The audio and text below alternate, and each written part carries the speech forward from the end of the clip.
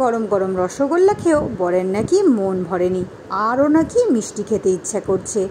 এদিকে সেদিন তো গোনাগুনতিই মিষ্টি আনা হয়েছিল, তাই আর মিষ্টি পাই কই।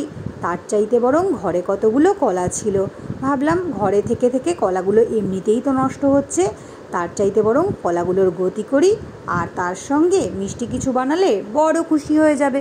আমি কিন্তু এইসব কলার বড়া বলো, তালের বড়া অথবা মালপোয়া বানানোর একদমই এক্সপার্ট নই। ওই কদিন ধরে কেউ পড়তে আসছে না বৃষ্টিতে, ভাবলাম ঘরে বসে বসে কি করি, আর বরের একটু মিষ্টি জাতীয় কিছু খাওয়ার ইচ্ছে হয়েছে, তাই ভাবলাম বরকে একটু বানিয়ে অবাক করে দিই। হ্যাঁ, জানো তো আমার বর ভীষণ সুন্দর মালপোয়া বানায়। নিশ্চয়ই তোমাদের সঙ্গে একদিন মালপোয়ার রেসিপি শেয়ার করব। এই 16 বছরে প্রতি বছরই কিন্তু ওই তালের বড়া বানালেও বলো আর মালপোয়া বানালেই বলো, ওই ব্যাটারটা ওই গুলে দেয়, প্রথম কয়েকটা ও করে দেয়, তারপরে শিখিয়ে দেয় আর আমি করি। ওর হাতের মালপোয়া খেতে কিন্তু আমি আমার বাবা ভীষণ ভালোবাসি। এই দেখো, কথা বলতে বলতেই আমি কিন্তু বড়া ভাজতে শুরু করে দিয়েছি। সবাই তো ছোট ছোট বড়া করে, আর এই দেখো আমি যত কম করেই দিই না কেন আমার বড়াগুলো একটু বড় বড় হয়ে যাচ্ছিল।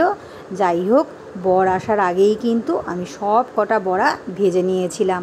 তো এসে একেবারেই অবাক, বলছে আরে কে দিয়েছে বড়া?